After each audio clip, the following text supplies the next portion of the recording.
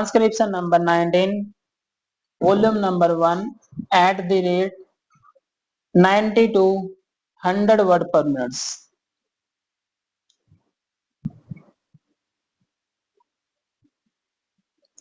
Start.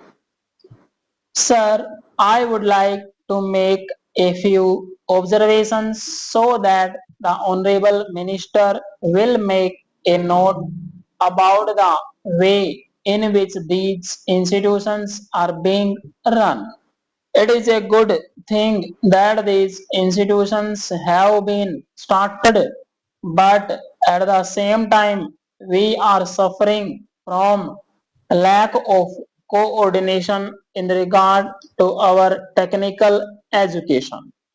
We have certain institutes like the Politic etc. under the Scientific Research and Cultural Affairs Ministry, and they are run through the state governments. Then there are the engineering colleges under the universities, and thirdly, sir, trade technical education is imparted by the central level ministry at the state level. In addition to that, the states have certain arrangements of their own for technical education. I feel that there is no effort at coordination and that leads to a good deal of confusion. Perhaps if there is effort, there are certain difficulties.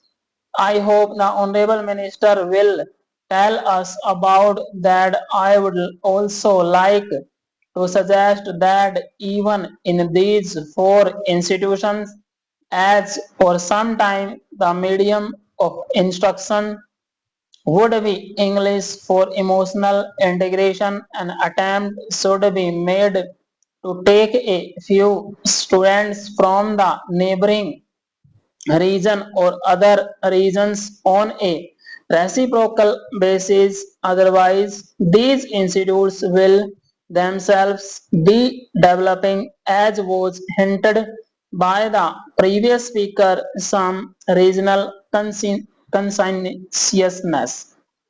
There is great difficulty, sir, with regard to technical personnel for teaching, and I am not aware in what way these institutes will be staffed. Perhaps some foreigners will be brought in, but at the same time, with the arrangements existing at present for taking technical help from different countries, Russia, UK, USA, and Germany. I do not know whether there will be special courses provided in these institutes for the teaching staff from those different countries. What arrangements there are, one does not know.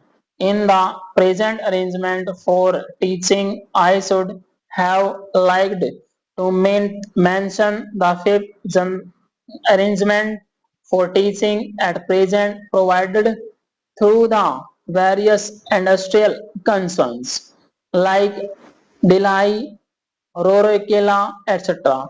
All these big concerns have their big technical schools and they take their students for postgraduate work as also for research work.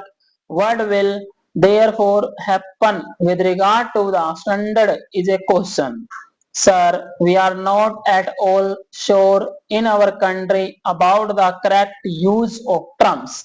I would, for instance, mention here the word polytechnic.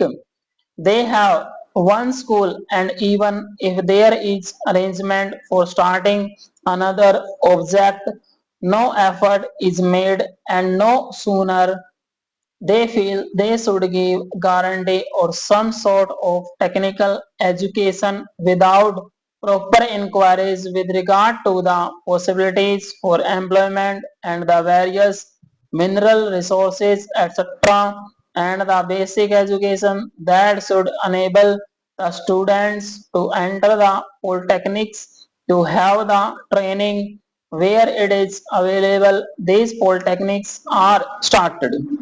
Similarly, there is some confusion about the use of the word university. We have the Roorkee University for one subject, engineering. So it seems there is going to be one university for one faculty. We have one music university. So also in Madhya Pradesh, we are going to start, I am told, perhaps a university only for agriculture. So if these institutes are there, which term seems to be really the appropriate word in place of these one faculty universities, I think the Honorable Minister should take the initiative in determining what should be the exact terms. Otherwise one day, as was pointed out, there will be perfect confusion. There comes also of the recognition of the degree given by these institutes. Of course, if the training with the special facilities available and the specially recruited staff available is of a high standard, naturally people would be very anxious to recruit the people who have passed out from there. In the beginning, there will not be any trouble with regard to making use of the graduates turned out from there. But the question of recognition has to be decided on certain principles, and those principles should be laid down and followed from the beginning. Now, I would like also to mention the question about scholarships. It was pointed out that certain scholarships, especially to the children of the working class, should be given. I would like to point out here that there is already provision for that and it is not something new.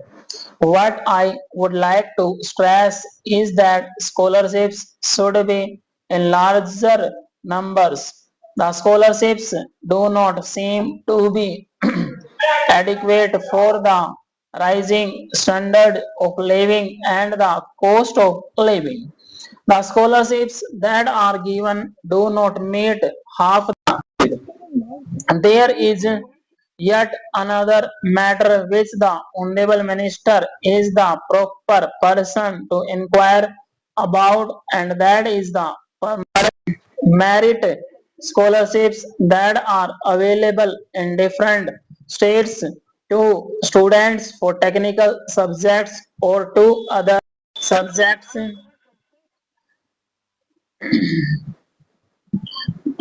or to other students who pass with very high marks are not given by the states if they read outside the state. Full stop.